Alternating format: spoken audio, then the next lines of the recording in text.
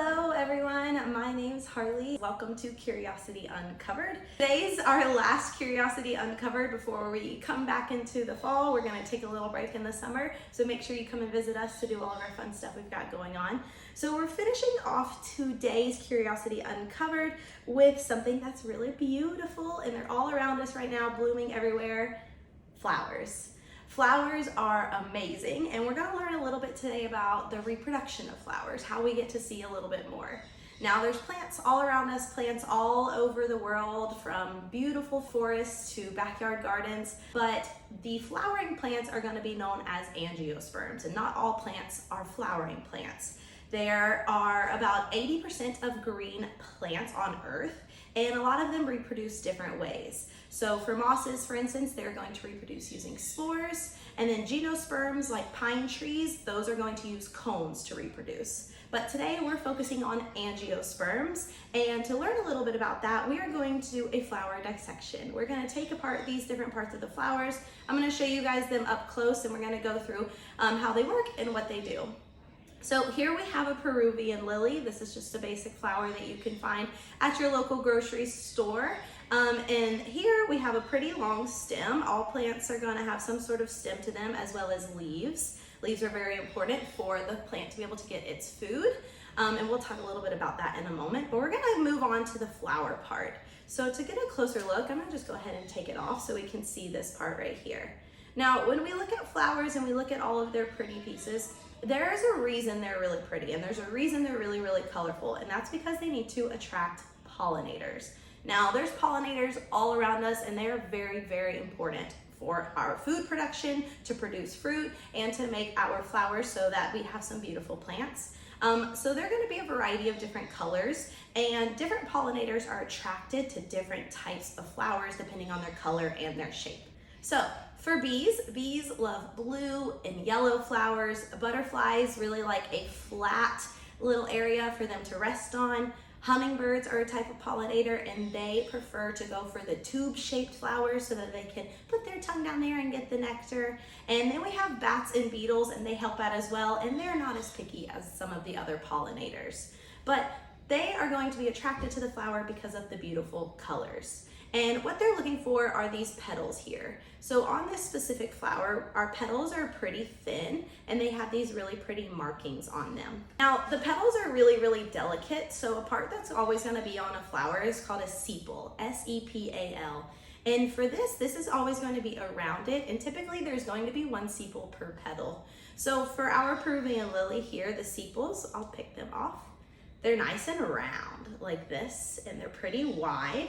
Whereas compared to our petal, pretty narrow, pretty looking. Now, these two are very important. One, they help attract that pollinator like we said, but also they allow the pollinator to have some sort of like landing zone before they can start to pollinate. Now, the reproductive parts for our flower, I'm gonna try to take it apart without them falling off.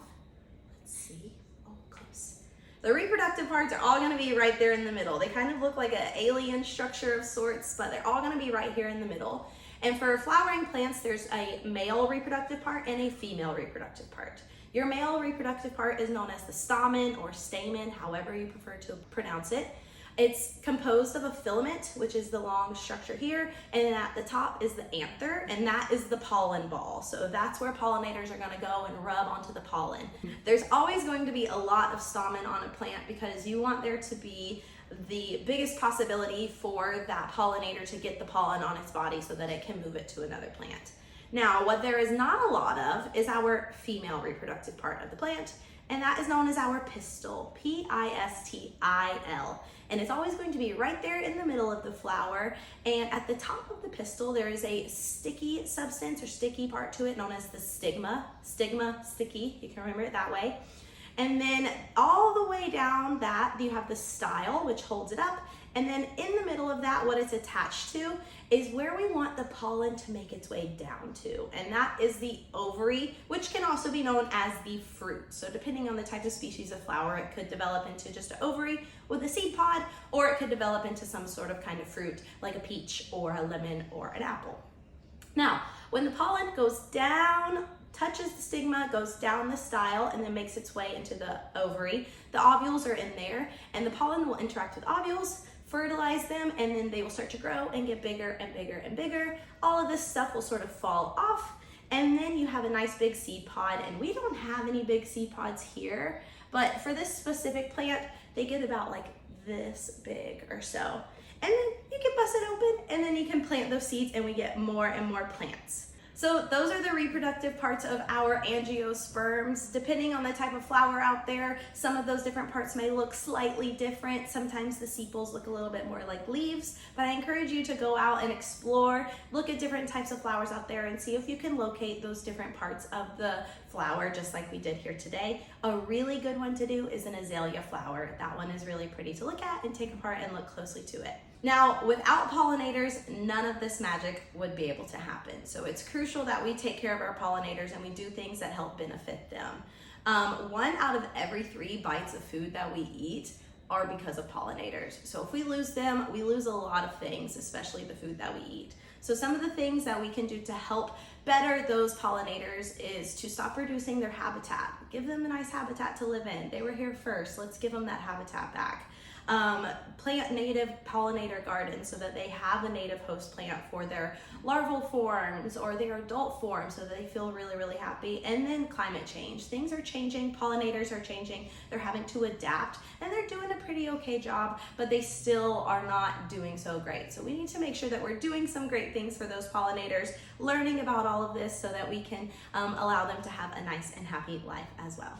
Thanks for joining us for the final Curiosity Uncovered. We'll see you guys back in the fall. Until then, stay curious and keep blooming.